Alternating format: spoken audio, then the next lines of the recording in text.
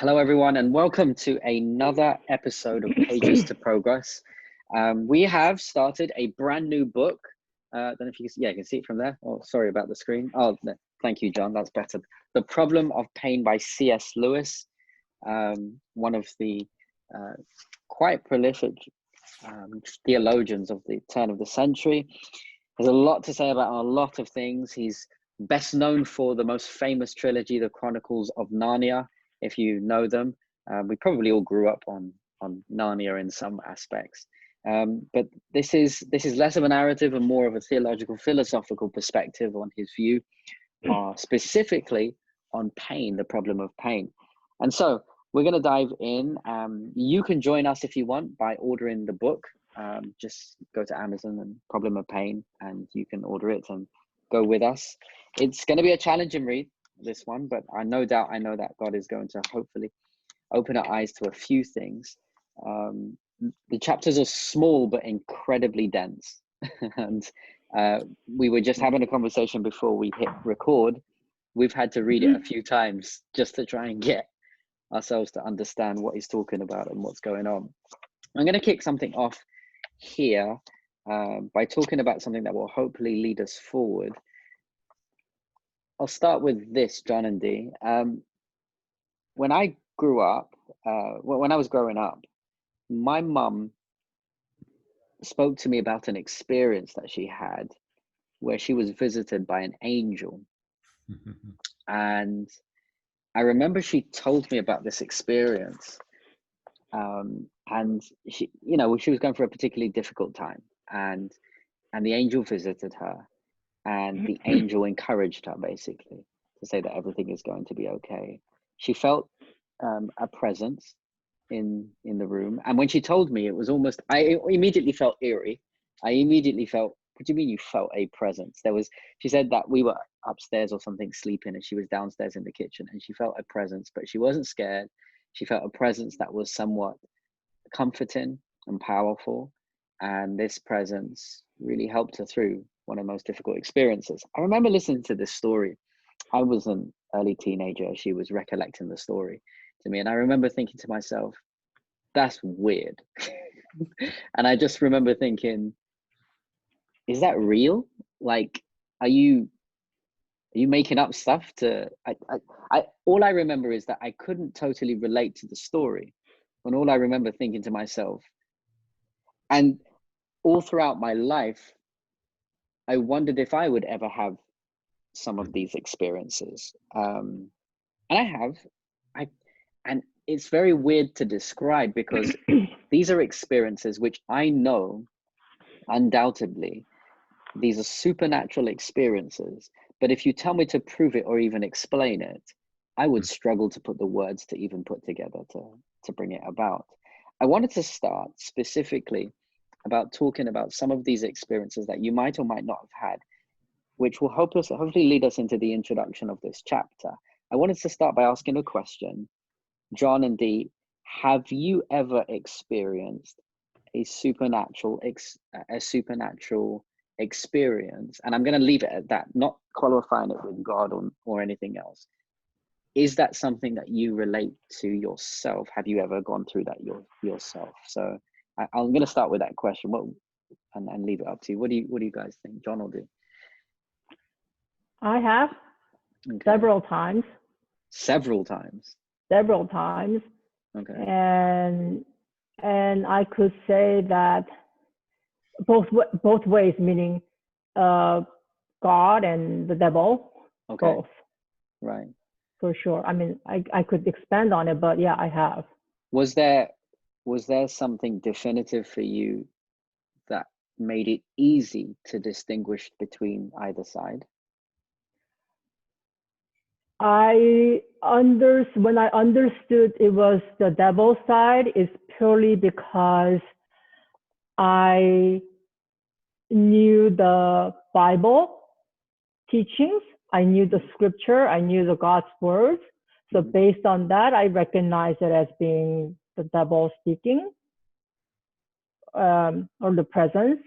And the other times is when I recognize it as being God speaking, Mhm. or God's presence there because of the relief, the comfort, the safety the peace that it brought me. Okay. All Yeah. right. Do you think that your feelings were informed by your faith and your biblical standpoint? Absolutely. I mean, that's how I was able to distinguish between the two. Right. Okay. All right. What about you, John? Oh, sorry, I didn't want to cut you. Dee, have you finished? Yeah. What about you, John? And any? No, I mean, I would say I've never had any visual or auditory or any other significant experience that I would say was supernatural. Mhm. But having said that, I do strongly believe in God and the devil, and that, you know, there is a supernatural out there. I also do strongly believe that there is such a thing as miracles, things that cannot be explained by, you know, I guess science or anything else. That can happen, and I do believe, you know, I've seen miracles in my own life, and I have been through some very stressful times, and through my belief in God and my relationship with God, I've been able to honestly experience, you know, a peace and a comfort that I couldn't explain otherwise, you know, except that, you know, I had this belief in God and relationship with God to know that He is in control and I don't have to fear, you know, what's actually going on. I wonder, maybe I'm fishing too much here, but I'm wondering, because I know that, John, you're in the medical field. You're a surgeon. I'm wondering if you've come across cases whereby you've experienced what you call miracles and you have no other explanation but to determine actually that's beyond science, what just happened. Well, so the reality is every time I operate on someone, it's a miracle. You know, I can cut them open, I can take something out, put things back together, and then they heal. And I mean, we have the science on how all that happens, but ultimately, you know, life comes from God, and everything revolving around life comes from God. And I've thought a lot about miracles, and I've had a lot of experiences that I would consider miracles. And there's obviously these big miracles where, you know, the patient has a tumor and then you go in and there's no tumor. No, I haven't had anything, you know, that traumatic. But at the same time, you know, sometimes it's a miracle a patient even makes it through the operation. Sometimes it's a miracle a patient fully recovers. And sometimes it's a miracle that they do have a cancer. We haven't been able to cure them of a cancer, but they still go on to live 3 to 5 to 10 years. Yeah, and so there are certainly things I don't have a good explanation for, and you know, but I'm not discounting miracles. Right. The reason why I started off in this light, as you probably both know, at the introductory part of this chapter, C.S. Lewis invites us into a world where he tries to begin the process for the justification, or begin the process for the recognition of what he calls a somewhat numinous experience. And I had to read around numinous terminology to try and work out what exactly he was talking about. He builds the premise from first defining that, and I don't know how you guys feel about this, let's start with this. Ultimately, I felt like he was saying it doesn't make sense to argue that God is real, beginning from he is available, he is there in nature. And he was saying that atheism, actually, that offers value and power to atheism to begin the journey by talking about, look, God is real, just look at nature. What did you guys think about that, and have I correctly summarized what you surmised as well? It's an interesting discussion, because he starts out with the first sentence saying, not many years ago when I was an atheist. And then he goes on to talk about how there is more stuff, and he describes that as emptiness, to explain that there's not a God, than this world with all of the life on it could justify. And he extends that, talking about how there is more pain and suffering within the nature of humanity to prove that there couldn't possibly be a God. I'll quote on page 2, their history is largely, talking about humanity, their history is largely a record of crime, war, disease, terror, with just sufficient happiness interposed to give them, while it lasts, an agonized apprehension of losing it, and when it's lost, the poignant misery of remembering. It's a quite bleak picture of humanity that he describes, but later on, he kind of talks about the idea that, I can't remember, there was 3 things that he said. It's either a God who is evil, Right. or a God who is Doesn't somewhat care. evil. Yeah, something like that. What did you say, Dee? Or the God who doesn't care. Or a God who doesn't care, yes. And then he builds that as a premise. So there's your case for atheism right there. And then Right. he builds a greater case to say, actually, let's start by talking about the natural inclination humanity has towards this thing that is not there, but that we all cannot deny that is there. And then he uses that as a, basically a justification that there is a God. Right. Mhm. As great as this universe is with all the emptiness, but then also this world with all the life on it, Mm-hmm. the fact that people have this need for a God, it's unexplainable. Mm-hmm. And so he uses that as, at least my reading of it, as a justification that there very likely is a God, which I thought was interesting. It's a very deep and in a lot of ways philosophical approach to God. And I mean, he starts with this quote where, Pascal, I guess, so often we take the wrong approach and we try to prove that there's a God by saying, well, we got all this nature. And Pascal basically said that doesn't work. And I think C.S. Lewis agrees with that. So there's a lot about what he says when he talks about this thing that exists, that we know that is there, but we cannot always put our finger on it. It is the inclination that we have towards morality, towards evil, towards all kinds of things that are beyond our physical dimension. I wonder what you guys thought about his distinctions between fear and awe. He used other words as well to describe it, but he was kind of saying that both fear and awe are evidence in and of itself that there is something beyond the physical dimension that we as humans experience at a greater consciousness. Have I summed it up well, do you think, as to what he was bringing across? Did you have any thoughts, Dee? Yeah, well, oh, sorry.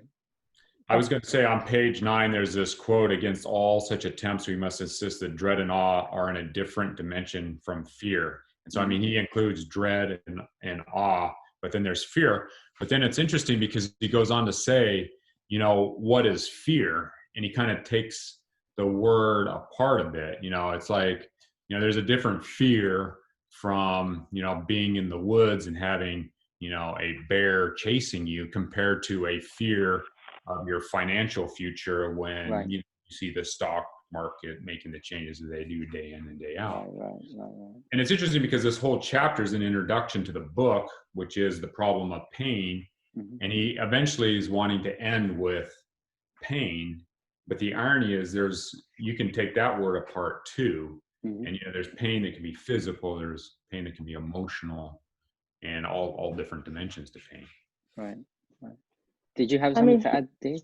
Yeah, I mean, with awe, the feeling of awe, he essentially says it's something that as humans that we have felt from the beginning of our time, that, and it didn't diminish any less due to science or due to development of our civilization.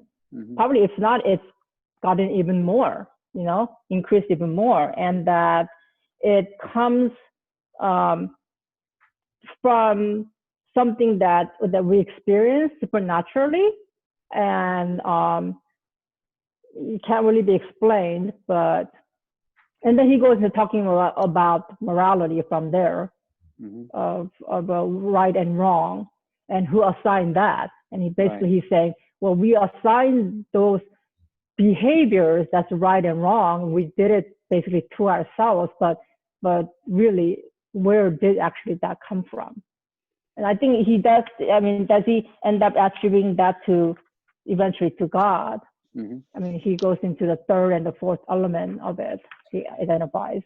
Yeah, I mean, those elements, I think, are what really hold this chapter together, because it does get very deep, and it does seem to take little tangents where you're almost like, well, where's he going with this?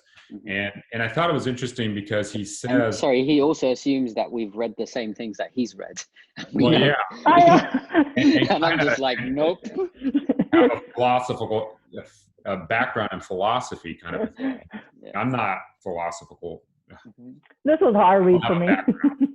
But I thought it was interesting. He says, I am not arguing the truth of Christianity, but describing its origin.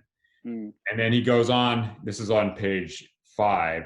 He says that developed religions in general, and I'm assuming this is the majority of them, there are these 3 elements that D mentioned, and then Christianity adds 1 more element. Yes. And the first element is what you started out with, Sam, is this numinous thing we kind of talked about. And then we've already moved into, morality, Mm-hmm. What I ought to do or what I ought not to do. Right. And how those 2 don't necessarily have to go together, Mm-hmm. but the third element is when they do go together. And you get, that third element, which it sets the stage for the fourth element that he's talking about. So I actually love where C.S. Lewis is beginning in this book, and I'll tell you why. And it comes at a really opportune time right now because of Halloween. And the reason why I want to bring it up is because so C.S. Lewis essentially writes not necessarily to the church, and he doesn't necessarily write to the individual who has a history or a legacy or a narrative based around their faith, like you, John, or you, Dee, or like me. I was born and bred in the church. All I ever knew from day dot, I was told in the beginning that, and that's as much as. So when it came to the reality of experiencing God as a supernatural being that I have faith in, that those aren't huge steps for me. Right. But for an individual who is not seated in that background, those are massive, huge steps. And if anything that I can say about this particular season of Halloween, it tells you something huge about the nature of humanity in and of themselves. In that, aside from the jokes and everything, because every word said in jest is truth, as the saying goes, humanity seems to have this forever attraction to the supernatural, in the recognition that it is there, it exists, and you can interact with it. Now, obviously, Halloween points more towards, I'm going to pose more towards the satanic, towards the evil, and it kind of, what's the word, makes it jovializes the whole side of it. Makes it less scary. Yes, it does. And even to a sense that humanity have now twisted that to make it pleasurable. To even, like, for instance, I don't know how people can handle it, because I can't handle it. I can't watch horror movies. I can't do it. I can't handle it. Some people can, and some people actually enjoy it.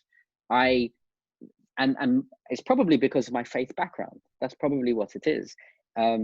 So I find it really interesting, because if it's undeniable that humanity is so inclined to realizing that there is a supernatural force, let's start there to ask, why are we like this? Why do we believe this? Why do we know that it's real? And actually, what I think C.S. Lewis is arguing is, instead of starting with, oh, look at the birds, look at the trees, look at the human body, John. Instead of starting with those things, let's start with the elephant in the room. We all believe that there is a force that exists beyond comprehension, beyond description. Let's dig deeper into what that force is, and let's ask questions as to the whys and the hows and the whatnot. That's my take on it. What do you guys think?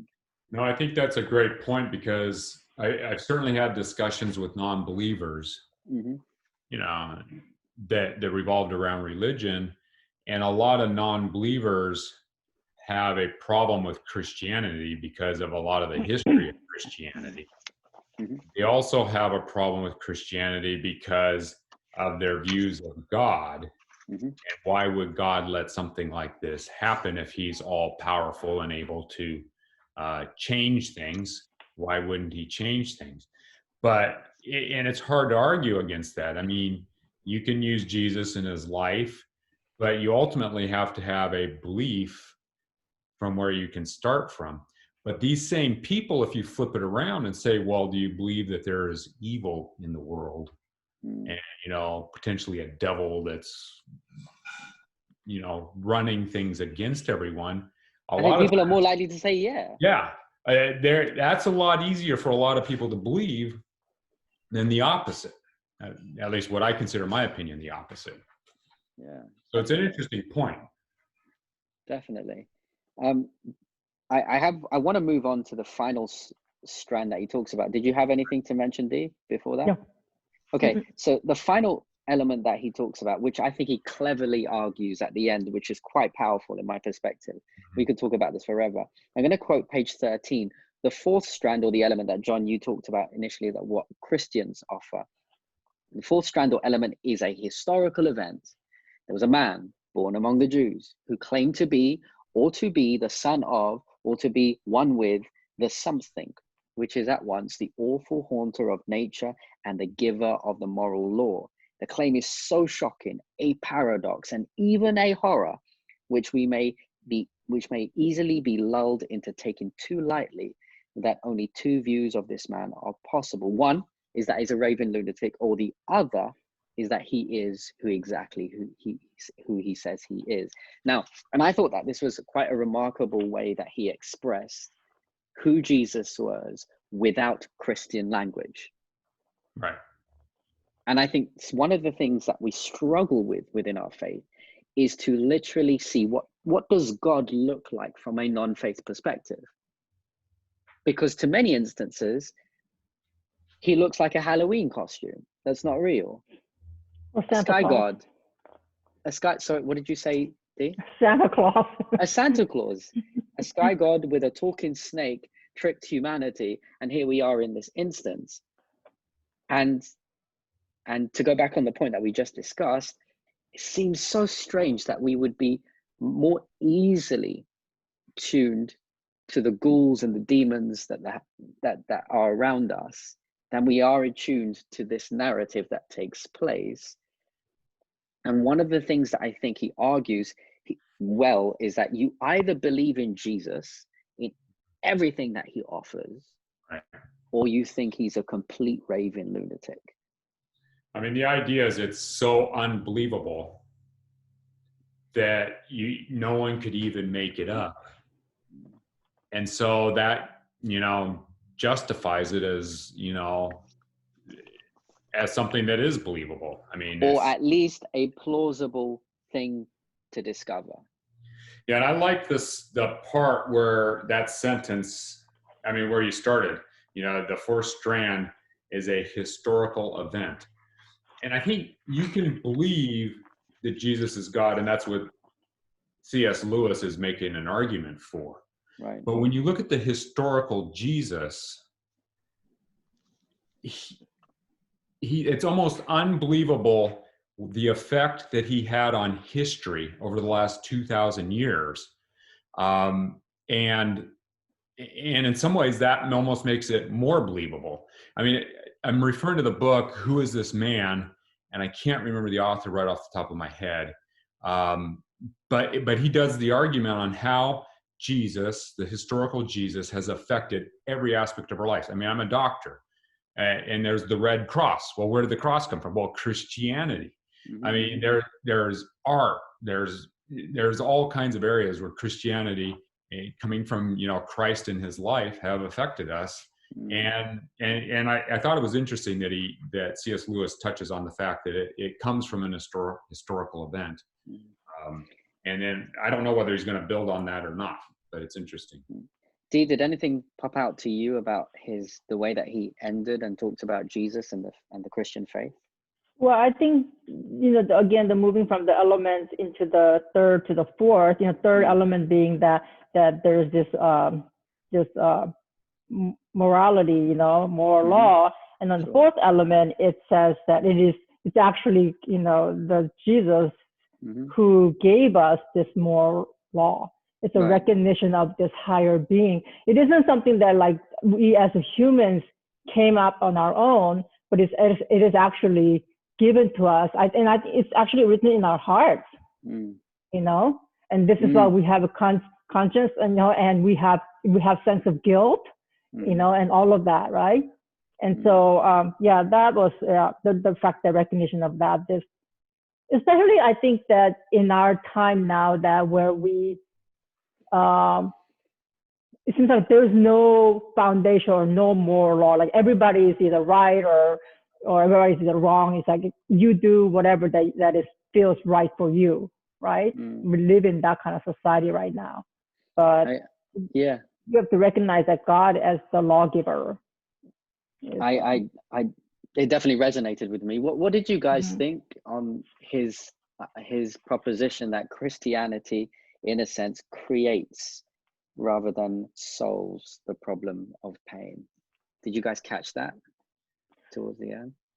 Yeah, that's interesting. And I'm still having a hard time wrapping my mind around it. And again, a lot of it comes from just how do you use the word pain? Okay. What did you think, Dee? Okay, let me share my thoughts. Let me share my thoughts and see what you guys think, because I actually thought it was remarkable. So he presents Christianity as the basis of what actually creates the construct of the problem of pain, because I think what he was trying to say, which I think was absolutely remarkable, is that pain by itself, void of any understanding of how we are like this, comes into play. If it's naked of any explanation, if it's void of any narrative whatsoever, then it exists by itself. But what Christianity does, it says, here's a narrative, and let's place human beings in that narrative. And so what Christianity does, it then creates the problem of pain, because Christianity offers the ideal, moral, highest values that you could offer. It offers a perfect God. It offers a God of love. It offers a God who is filled with joy and passion, and he wants to bring this to humanity. And then you have the actual humanity that exists. It creates the contradiction that forces you to ask the question, hang on, if this contradiction exists, we have to be created for more. That's how I read that, and that's how I understand that. I do have an advantage because I've read a few more bits and pieces of C.S. Lewis, where I know that C.S. Lewis does actually use the argument elsewhere to say that all of this pain and suffering that goes on all around us is evidence that we weren't created for this. The contradiction and the problem of pain is evidence that this cannot be the end of the story. But it is, in fact, just Christianity offers that narrative, because all the other arguments before, all the other three strands before, are not narratives. Right. They are just explanations about things of the supernatural, things of the multidimensional. Christianity is the only opportunity, a historical figure who claims himself to be God. And one of the things he says towards the end, which I thought was amazing, if any message from the core of reality ever were to reach us, he's talking about God. This is on page 15. He's talking about God speaking to humanity. If any message from the core of reality were ever to reach us, we should expect to find it in it just that unexpectedness, that willful, dramatic, and factuosity which we find in the Christian faith. I guess what he's trying to break down is that Christ is a worthy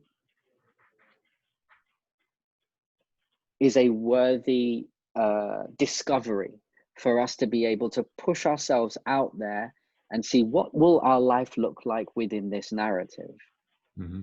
Just as much as it takes for me to say, I know you've searched in the light all your life, the observable light. Would you please come follow me to search for an answer in the darkness? Yeah, that's why I put the word problem in quotes. Okay. At the very end there. I guess the question I have is, how does Christ coming to earth as God becoming human, so both God and human, yes, and living and experiencing our pain, ultimately taking on our sin and dying on our cross in agony, the most extreme extension of pain. How does that fit into all of this? Well, he alludes to that on page 13. He says, he doesn't exactly tackle it. Right. It basically talks about there's no middle way. If the records make the first hypothesis unexplained, you must submit to second. And if you do that, all else that is claimed by Christians becomes credible. That this man, having been killed, was yet alive, and that his death, and here it is, in some manner incomprehensible to human thought, has affected a real change in our relations to the awful and righteous God, and a change in our faith. So he admits the premise to your question, John. In some crazy way, his sacrifice means something for us. I mean, we almost come back to something numinous.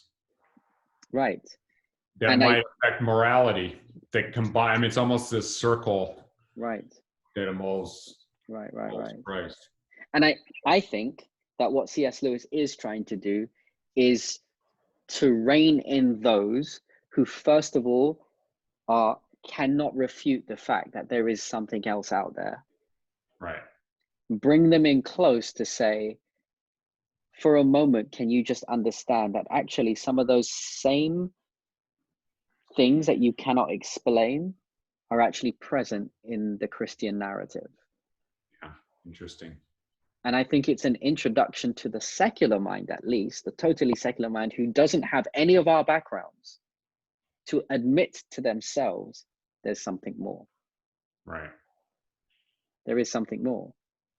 And I listened to a podcast this week, and the interviewer was talking about how he connected with someone who was telling her experience of how one day she woke up and she realized, how can I somehow go from totally conscious and recognizing and feeling and thinking everything to dying, to unconscious? What's the meaning of that? And I think C.S. Lewis is targeting those individuals, and they exist. Here's my takeaway. And I don't know if you guys have any takeaways. Maybe you don't have a takeaway. Maybe you have nothing but struggles and just screams at C.S. Lewis until we get onto the next chapters. But my takeaway is this. I wonder if there is space for the kinds of people that C.S. Lewis is targeting within the constructs of our church.